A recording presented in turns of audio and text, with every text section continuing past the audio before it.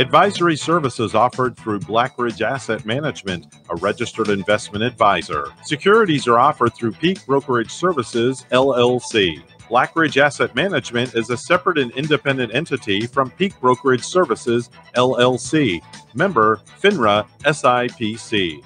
And now, Today with Denny, here's Denny Artachi. Good morning. Another beautiful day in South Florida. It never gets old, as I say. And with me today, my partner in crime as usual, Mr. Evan Nine. Good morning, sir. How are you? I'm great. I like the bright green shirt. Yeah? Huh? Well, I like that. That's pretty I like good. That. Looks good on you. With the orange. Yeah. Oh, I want to be seen. All right. What's the over-under? I'm going to go with 5.5 hours. You're pretty close. Yeah? 6. 6 hours. Yeah. So, 6. Evan doesn't really sleep that much. But, today, folks, I have a great friend of mine. He's a fellow Army veteran, but he was an officer in the Army. He's a true patriot. We first knew each other going to the same gym. Randy Lundi, ladies and gentlemen. Say hi, Randy, to the folks out there. Good morning, Stuart and Treasure Coast. Randy is a great guy. We have a lot in common. We're both veterans. We're both conservative Republicans. We don't apologize for that. Randy, I asked many people on the other side to come on the show to talk about their views, but no one ever takes me up on it. So I'm an equal opportunist here, and they don't show up. Well, I've always known you, Denny, as an equal opportunity offender as well. Well, yeah, that's true. I hate everyone equally, so to speak, as the saying goes. But no, I don't hate anyone. But, there's a lot of things going on, and I brought you in here. Randy also does music himself. What is the name of your act that you perform with, Randy? Oh, we have a lot of acts. Well, no, the main one. The name of the group is Generation. That's it. Generation Gap Entertainment. There's 5 of us. We got 3 guys and we got 2 dolls. And we are a full Vegas kind of style show group, singing full harmonies of iconic songs of the past from probably almost 12 genres of music. You all get into it. You get in costume. I mean, you dance together. You harmonize. It's pretty cool. I like it. And are you playing around town, or are you just still doing privates? Well, we're doing around town privates both. A lot of political events in the last couple of years. We've had the blessing and privilege to perform.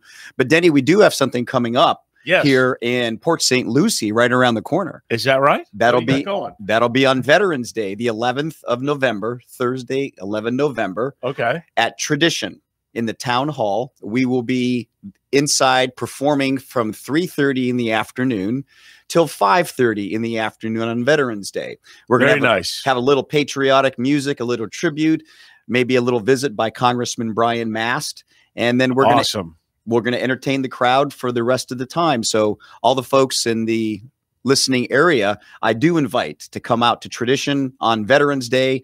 You've got Captain Randy, you've got Commander Jim, you have Coast Guard Keith, and you've got Navy Mom Stacy and Navy Sister Jocelyn. Man. They're going to have to call security and the media on that gathering. And listen, we're going to play a golf tournament this Saturday for homeless veterans, right? That's correct. That's what, and can anyone show up and donate, or how does that work? We would love to see that. It works this way. We've probably got about 24 sums of scramble tournament at the Savannah Club in Port St. Lucie. Okay. Starting bright and early, like a good military officer would always want to do. I better make sure I get some. I think I'm playing the night before. Yes, I'm playing at Conky Joe's on Friday in Jensen Beach. So when does the shotgun start? At 8? 8 a.m. You might want to get a hotel room then. I'm not sure. No, I'll be fine. I don't like hotels. They say they clean the beds. No. Well, the golf tournament's going to be really nice, Denny. And thanks for mentioning that, because your question was, can people come and contribute? Yes, can they? Yes, come to the Savannah Club in Port St. Lucie. Okay. There'll be the folks that are running the show while we're golfing. There'll be people out there collecting for donations. This is for homeless veterans, and we had a little discussion of that in the green room beforehand, but that's a real problem in America. Probably our estimation, as best we can come up with, is about 50,000 homeless veterans that are in America today.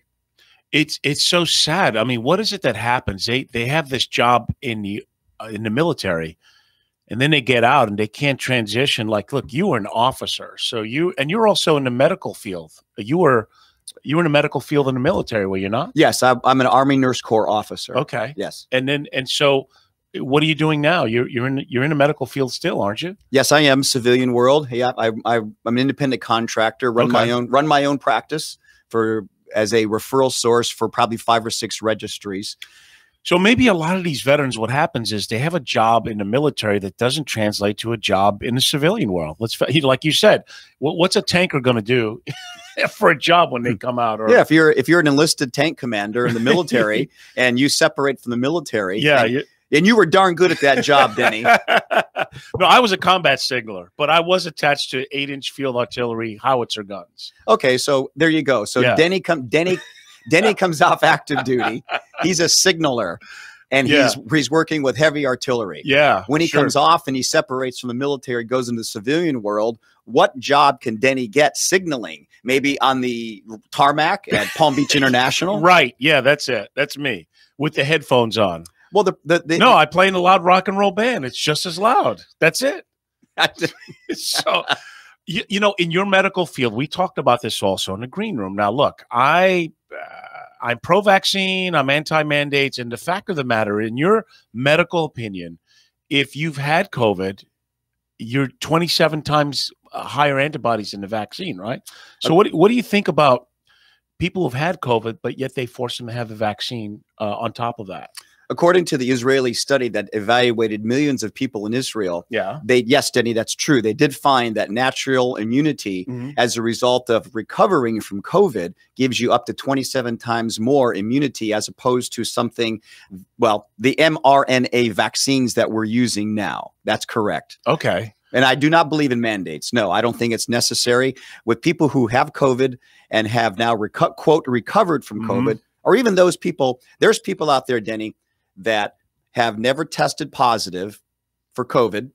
They've certainly been exposed many times. As I have. Been exposed many times as you have, even in your own personal situation. Right. I never got it. I did get the vaccine, mostly because of Mom. But yes, I was exposed.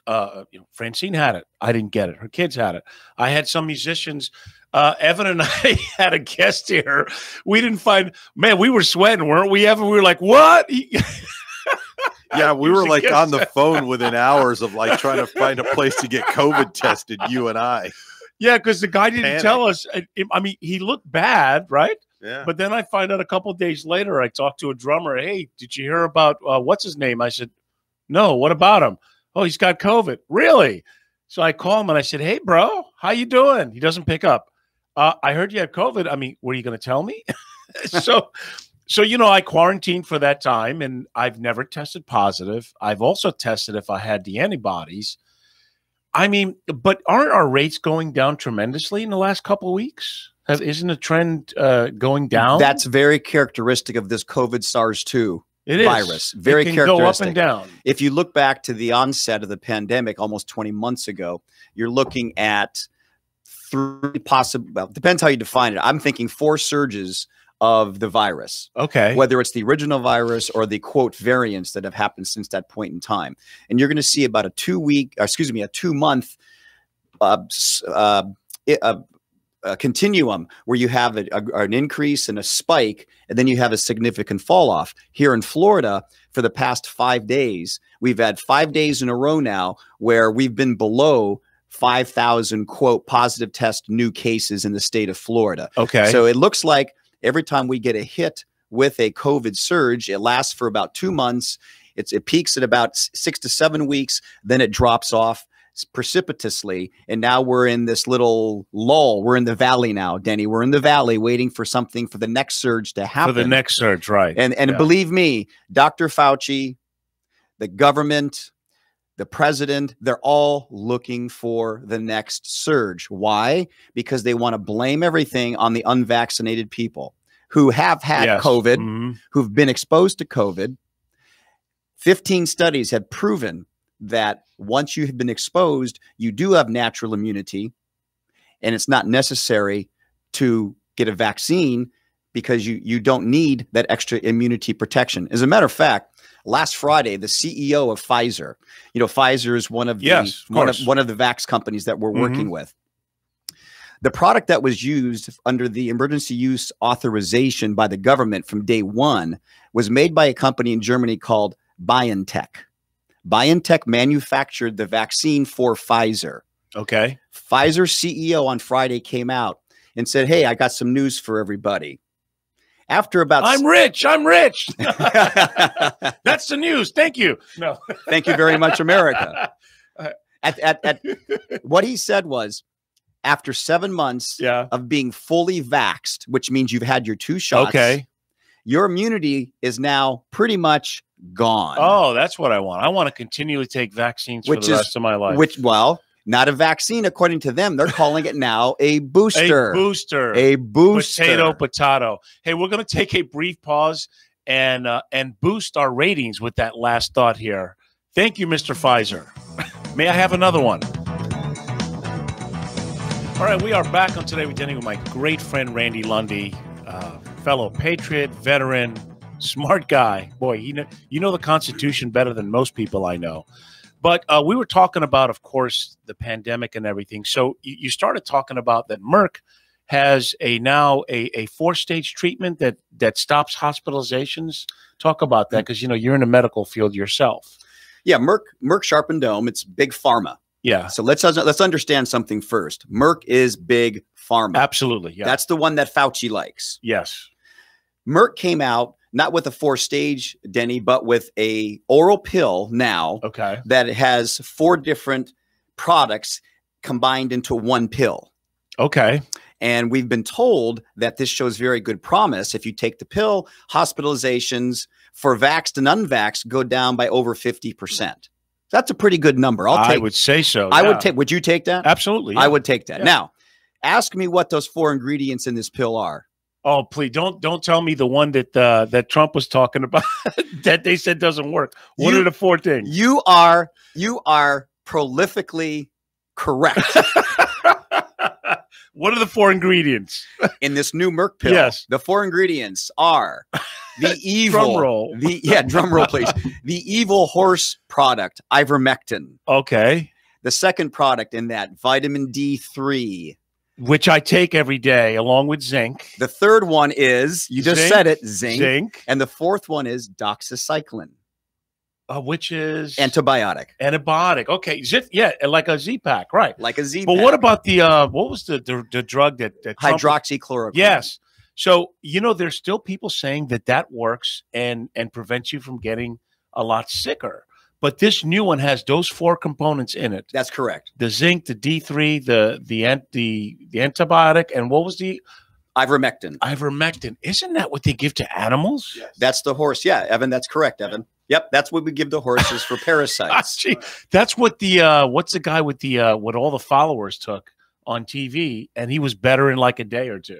Oh, Joe Rogan. Joe Rogan, right? Yeah. He was taking it, and the liberal media was, but look at this guy, he's crazy. And like a day or 2 later, he's back to normal.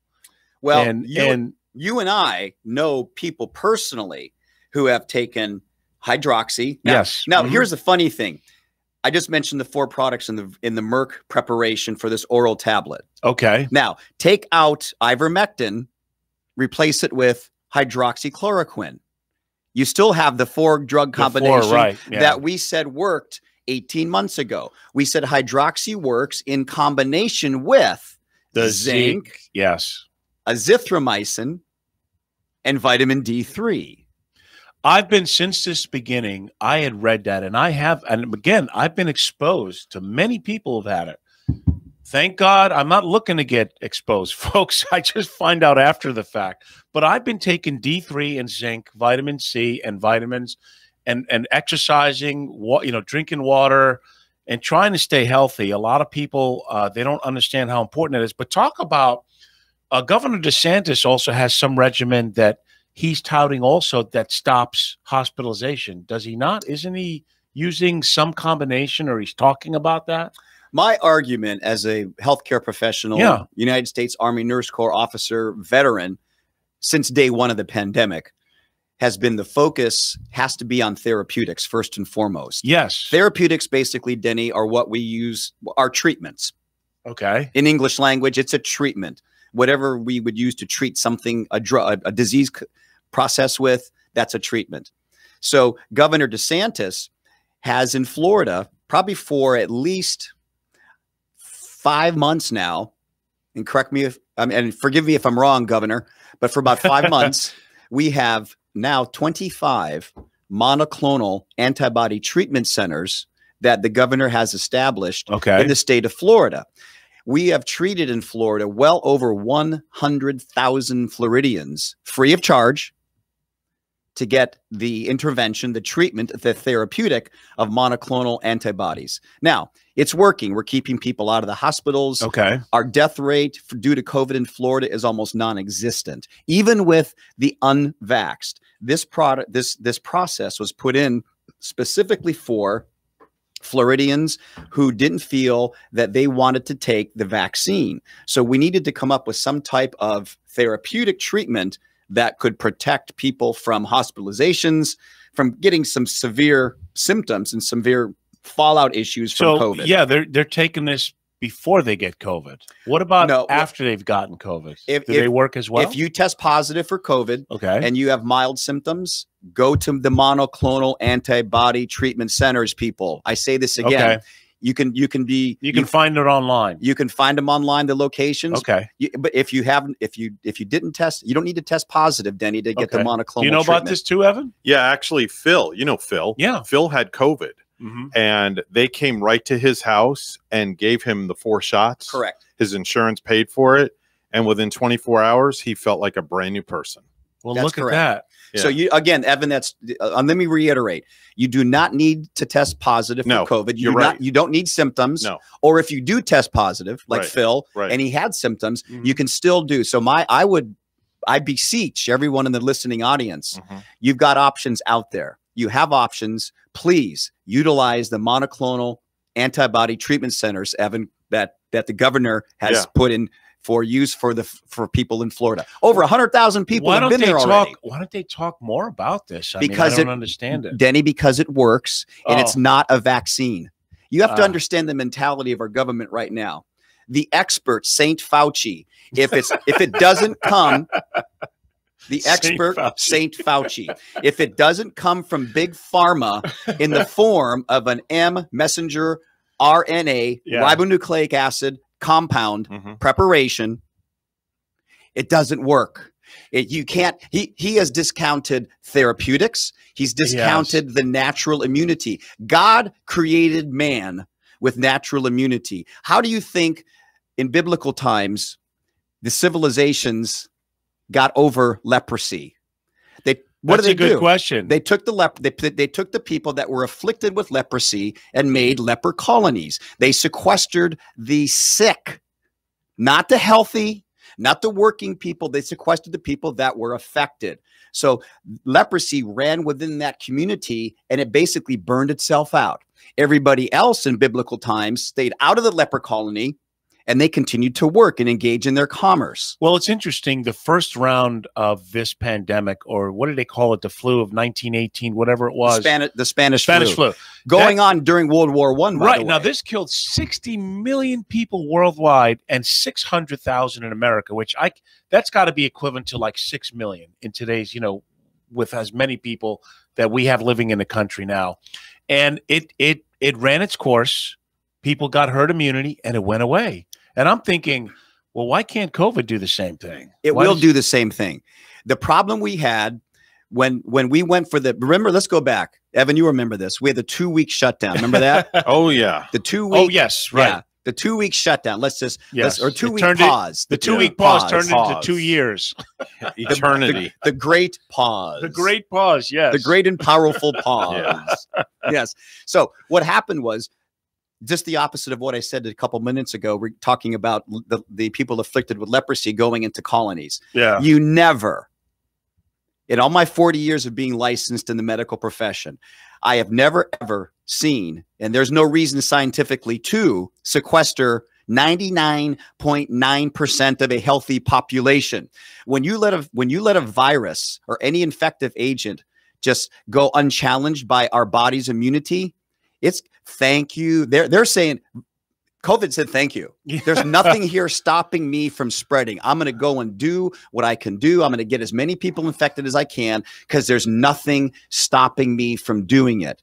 So when we took healthy people out of circulation and we let COVID fester, that's what happened. That's why it accelerated.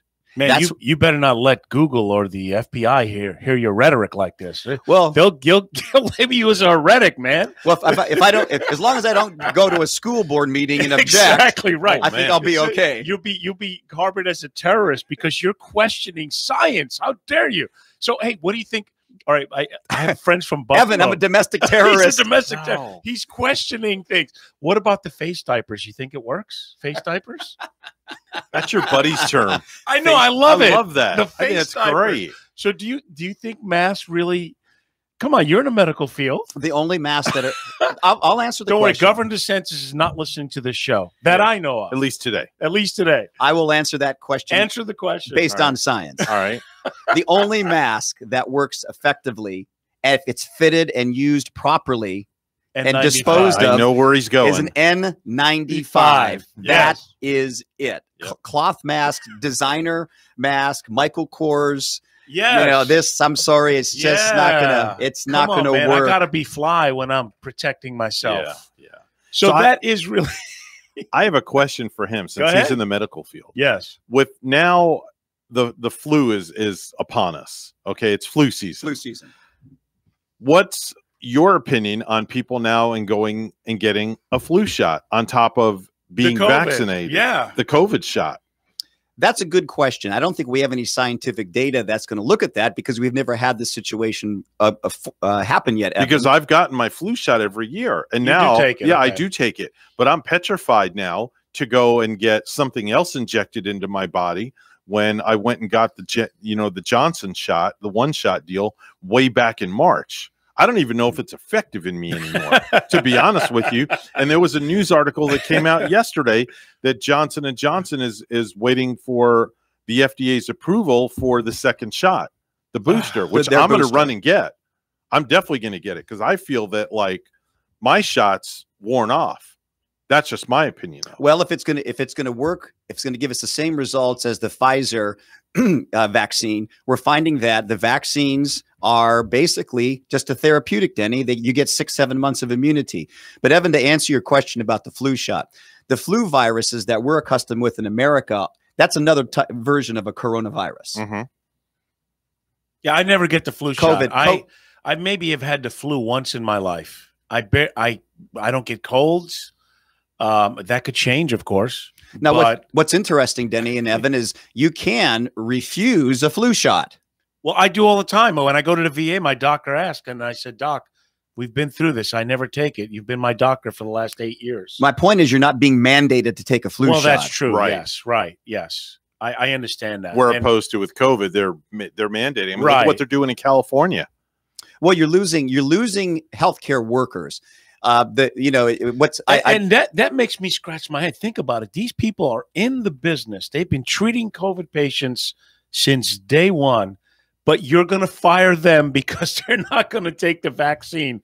They must have a good reason why they're not taking the vaccine. Well, my college football coach told me, he said, Lundi, a pat on the back is only 2 inches away from a kick in the butt.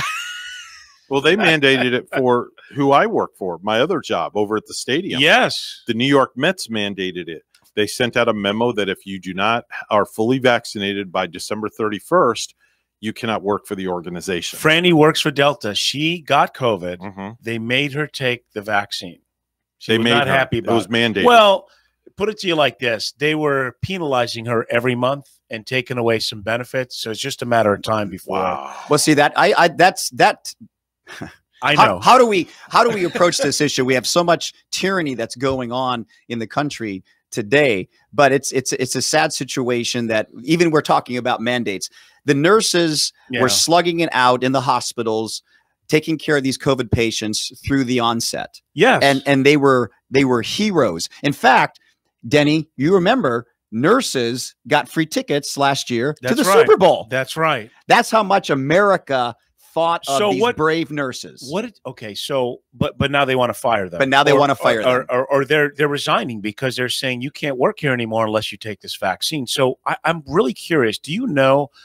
Are they saying no because they've had COVID and recovered from it, or are they just against these vaccines? It makes me really scratch my head.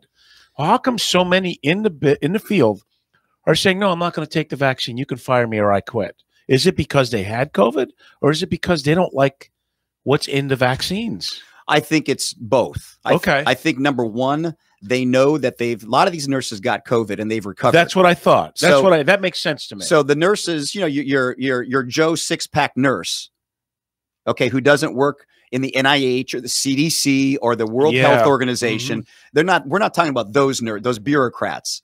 We're talking about Joe six-pack nurses, frontline workers, frontline people. Yeah. So they feel, based upon their knowledge, just like mine, that they had COVID, they recovered, and they have natural immunity. We have 15 worldwide studies that prove that natural immunity is a legitimate phenomenon that is being rejected by the expert Saint Fauci. Number two, I have patients in my practice right now that I can tell you, adult patients that are suffering from severe neurogenic side effects of the vaccines. Yes. Neurogenic meaning nerve interventions in muscles. They have weakness, they have loss of use, and they're not happy campers. And this happened because they took the mRNA vaccines. Now, having said that, I want to say to Denny and to Evan and to the listening audience, I am not anti-vax. I believe in vaccinations. I believe in the scientific definition of a vaccination. As I say, right. I'm not, I'm pro-vaccine. If that's what you want to do, I'm anti-forcing people. But you know what the argument is, Randy?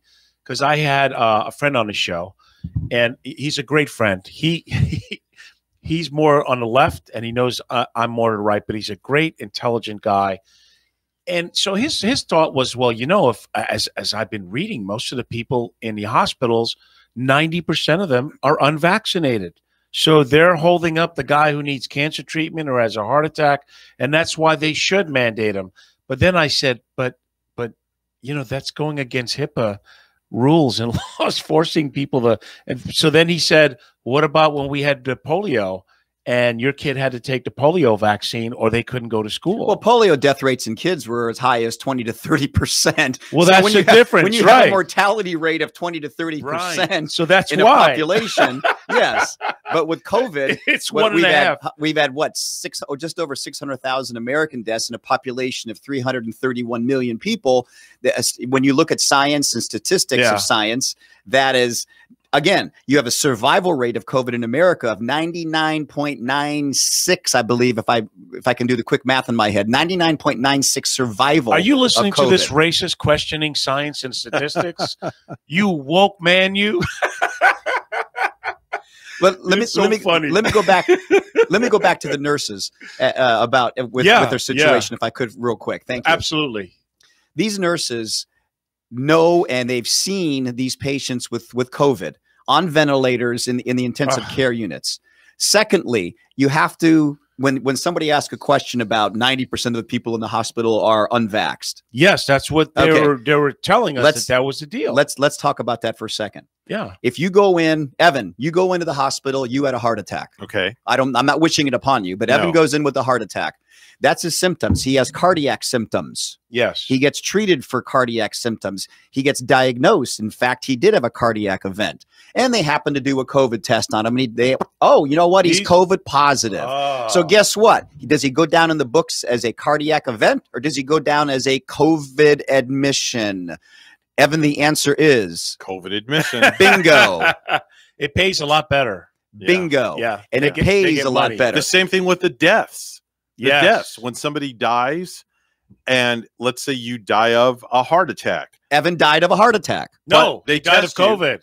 But they test you for COVID and you're positive. Guess what? It gets registered as a COVID death. That's correct. So we have government statistics that are looking. They're recruiting anything they can to create yet another COVID number. So this is what we have to be careful with. And we can't, but we're not getting the full truth, nothing but the truth. We're not getting that. We never get it. Come on, man. That's just since the beginning of time that we can't count on what we read, what we hear, half of what we see. And the second thing I'll talk about with this 90% of the hospital people are unvaxxed. Yes. The people that are vaxxed, they carry a high viral load on their body, which means somebody who's vaxxed gets exposed to COVID, and the COVID is trying to invade their body and infect them. And they're not having good luck because the person's vaxxed. So what's the virus going to do? It's going to proliferate. It's going to try to grow as much as it can, reproduce as much as it can to try to infect that person's body. So they carry a higher viral load, which means they carry more virus around than an unvaxxed person does. So when you have vaccinated people carrying a high viral load, they can just as easily spread COVID to anyone else while not having clinical symptoms. Well, the other argument is, look, if vaccines work and I get it to protect myself, why should I worry about someone who's not vaccinated? I mean, that's a valid question, isn't it? If someone gets a vaccine, that's their decision to protect themselves to the best of their ability that science has us to offer. That's their personal decision, and God bless them. And if somebody else feels that I don't want to take it for whatever reason, or I'm a COVID recovery person, right? And I believe the science I'm reading. I haven't had symptoms. I haven't tested positive. I feel good, and I'm confident in my God-ordained, in my God-created immune system of natural immunity. Therefore, I decide not to take it. That's America. It used to be. Yeah. That's America. Amen. It used to be. You know, we talked also about how they're spending money like drunken sailors on shore leave. Are you talking bad about the Navy again, Mr. Army man? No. I get drunken Army guys spend just as much, folks, and so do Marines and so do Air Force. But yes, the Navy guys, they got the raps because back in the old days, they'd go on shore leave after being in a ship with men for 6 months. Denny, remember I talked about one of the singers in my group, Commander Jim? Yes. Commander Jim has been to 192 portacalls in his time in the Navy. And guess what? What? He has 192 fiancés. So listen, we talked briefly also as a financial guy. I'm really scared about the inflation. I mean, you said statistically that you saw a survey that things are about a couple $100 more expensive for us from, let's say, a year or so ago. And that could be a conservative estimate. I know gas is now what, $3.16, $3.20. It was $1.90, $1.85 when President Trump left. $1.85. And the cost of everything keeps going up. To build a house, the lumber costs more. Everything's costing more. And the other thing that they've just finished, which to me, I know people need a relief, but they just stopped the free rent last month, I believe. So all the landlords and owners can now evict these people, but who've been with them for however long it is. And I think they finally stopped the extra unemployment benefits because a lot of businesses, they have to close earlier. They can't serve you because they can't find people to go to work. Exactly. I mean, how insane is that? He's like me. We're not on salaries, so to speak. I mean, this guy works hard. He has a DJ business. He's an announcer for the Mets. Years ago, he was the actual announcer for WWE. Yeah, in Cleveland. Ago. No, 3WE. In no, WWE World Wrestling Entertainment. Wrestling. Oh, but back when it was the WWF. In the late 80s, okay. It was WWF back then. Yeah. So, Evan and I talk about it and we joke. We go, wow, man, we'd like some unemployment benefits. Yeah. But, and they just stopped that like last month. Yeah. I think you said that people were, or someone was telling me that they were getting like $800 a week to stay home. Is that true? It is. Is that really happening? It is really true. You're getting unemployment in the state of Florida with the minimum is $254 a week. Okay. And then on top of that, you were getting $300. So now the kicker. Yeah. Really? So there were people sitting home that were making at least, well, I'm doing quick math. Okay. $2,200 a month. Sitting at home doing nothing. Really? At least minimum $2,200. And the governor waived the fact that you had to report your job interviews and places you went to. The governor waived that factor out. It was not a requirement anymore. And it's still not a requirement. when you go to file for unemployment, because when you file for unemployment, you have to show where you've been. You have to go to a minimum amount of places. You have to do at least five job applications and or interviews per week. Yeah, you got to show per week, and you have to report those. That was all waived. It was all waived. That was waived. Wow, what a system, huh? Don't worry about it. We're only going to affect the rich people on this. Don't worry. Well, there's not enough money in the rich people that can pay for 1.6 trillion of infrastructure and 3.5 trillion of human infrastructure. And let alone, here's my question, Denny. Yeah, what is your question? If they're having such an argument, and our illustrious president has told us that, oh, this $5+ trillion that I want to get Congress to pass for me, it's not going to cost us a dime. Nothing. Then why do we have to increase the debt limit? I could answer that directly, but we are on a family radio show, and I try and keep the expletives down to a minimum. And yeah, that's exactly right. And they're talking about changing a lot of things too, folks. They're talking about changing capital gains. I know that they're selling it that, hey, it's only going to affect you if you make more than $400,000 a year, or they say all these things. But inflation actually helps or hurts the lower and middle class. Let me tell you something that I've always found, because I'm in the business. Rich people, attorneys and CPAs, they figure out how to beat the system. I know a lot of people say, well, they don't pay their fair share of taxes, but their corporations and their businesses actually do. They stimulate the economy. But they themselves individually, they're like we said it in the green room, they're taking advantage of the laws that are passed by Congress and the Senate. Congress passes tax exemption laws. If they pass it, they find the loopholes to avoid the taxation. Look, what part of I didn't tell you, but I now have formed my own company where I'm the president CEO of Artachi Financial Group, because I'm now partnered up with a lot of CPAs and attorneys and people that are helping tax mitigation strategies. And they're talking about changing all that, doing away with 1031 exchanges and opportunity zones, which, again, this has been in legislation and law for years, how you can mitigate taxation, how you can defer it, or maybe you can't eliminate it, but you can minimize it.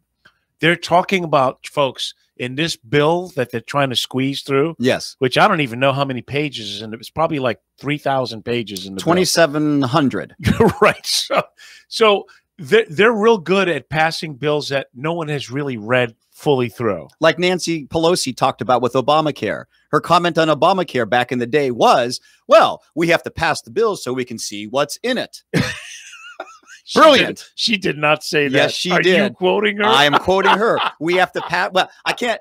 I'm shaking my hands like she does. We have to pass the bill so we can see what's in it. You know, I swear, when I see her, it's like she's drunk all the time. You see her like shaking, or she has Parkinson's or something? She's 82 years old. She is 82, and she probably has some degree of some health issues. Okay, that could be. I mean, I don't wish harm on most anyone. We're not wishing harm on anyone. No, it's just, absolutely it's not. an observable fact. So she really said, we've got to pass it so we know what's in it. We have to pass Obamacare so we can see what's in it.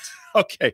So, but the whole point is they're looking at changing a lot of tax rulings and laws that's going to affect a lot of people. Now, there's some things that they're going to do. They want to bring down the estate tax to about $3.5 million. They want to raise the capital gains. They want to perhaps limit and make certain portfolios of IRAs that you have to take distributions. A lot of things they're trying to do that we'll see if it happens or not. We're going to take one last break before we come back with my great friend Randy Lundi, and we'll be back on Today with Denny. All right, we are back on Today with Denny with Randy. You know, I knew that this would go too fast. There were so many things that I wanted to discuss with you. But listen, because this is the last segment of the show.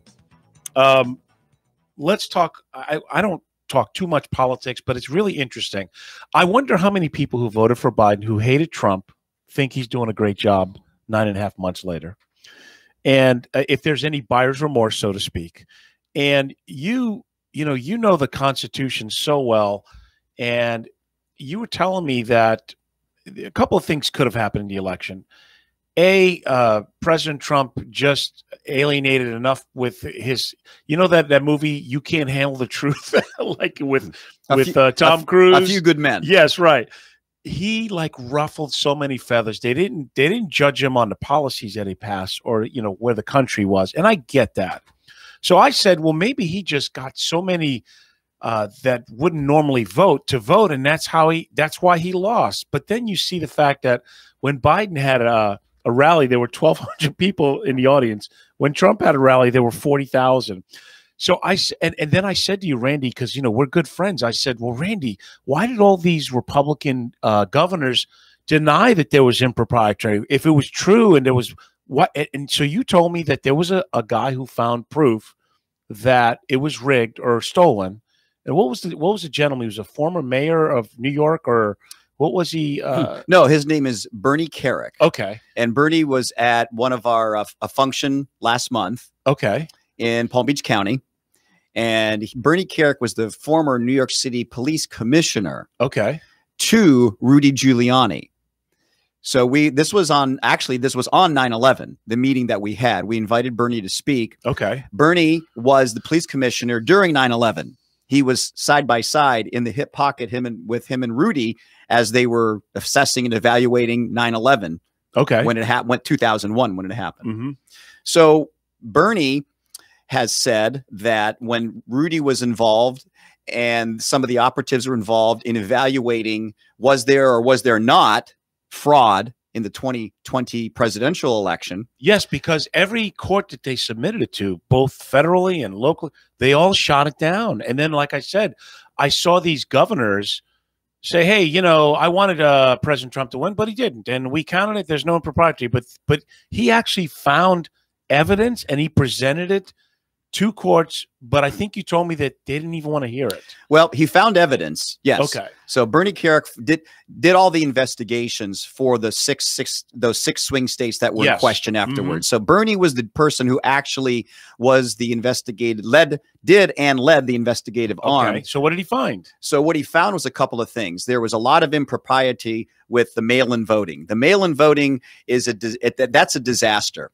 Mail-in voting, for example, in Wisconsin, the state legislature in Wisconsin never, ever voted to have mail-in voting.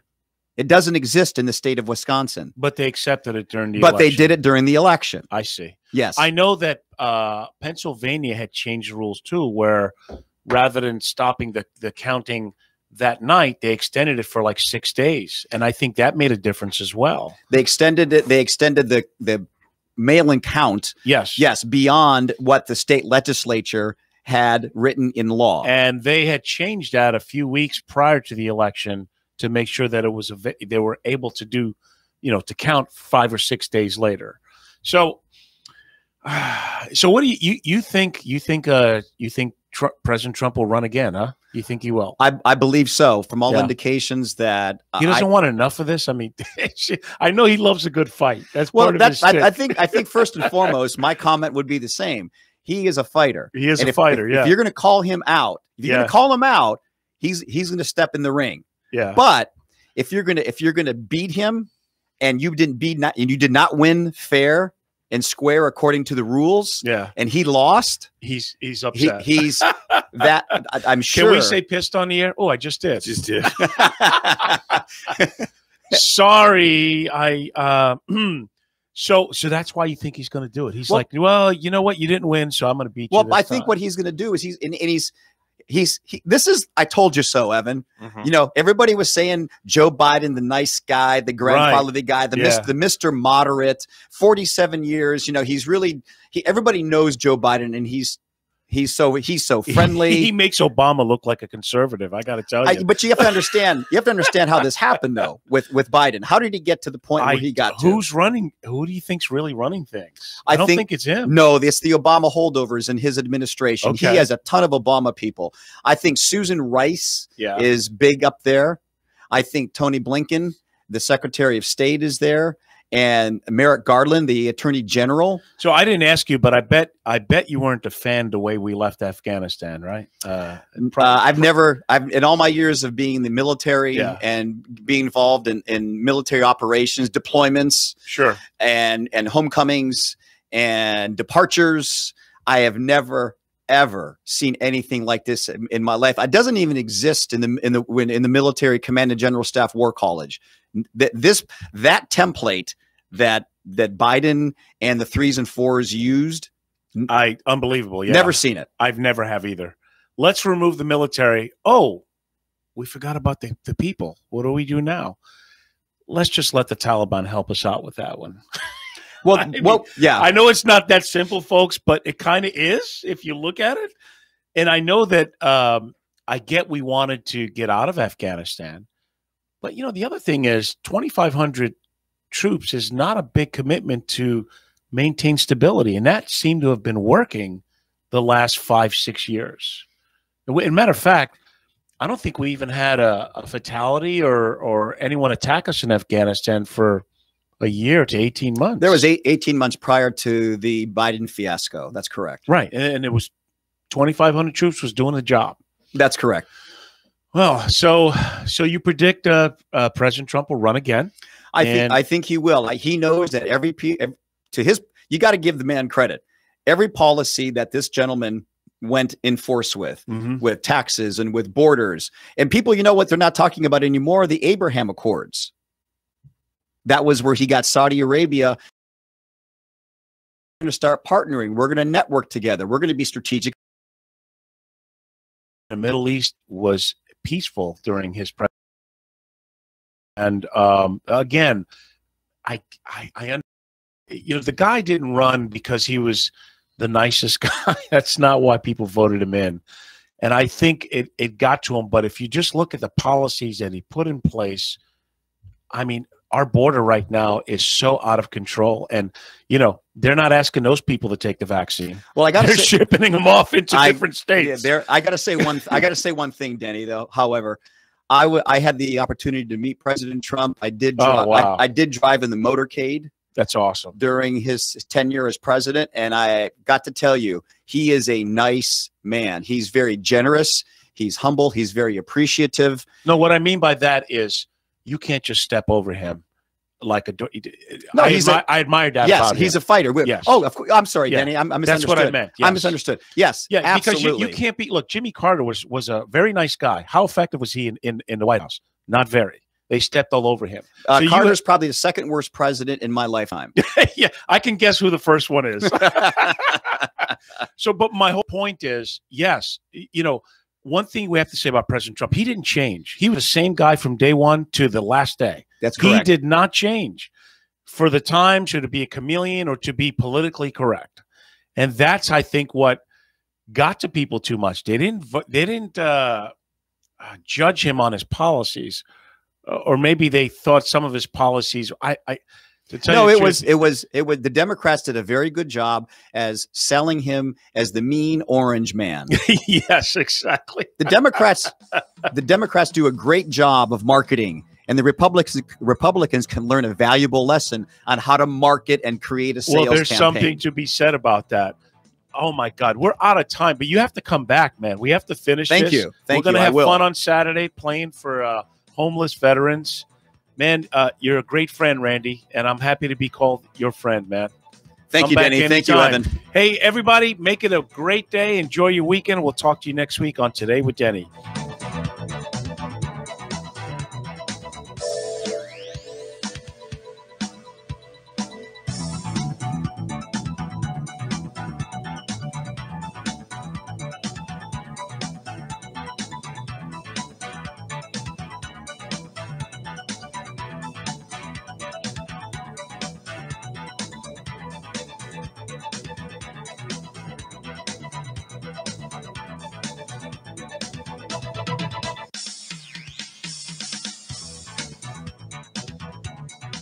The preceding was a paid program. The content is provided by the advertiser. WSTU, its staff, management, and owners are not responsible for the content. Advisory services offered through Blackridge Asset Management, a registered investment advisor. Securities are offered through Peak Brokerage Services, LLC. Blackridge Asset Management is a separate and independent entity from Peak Brokerage Services, LLC. Member, FINRA, SIPC.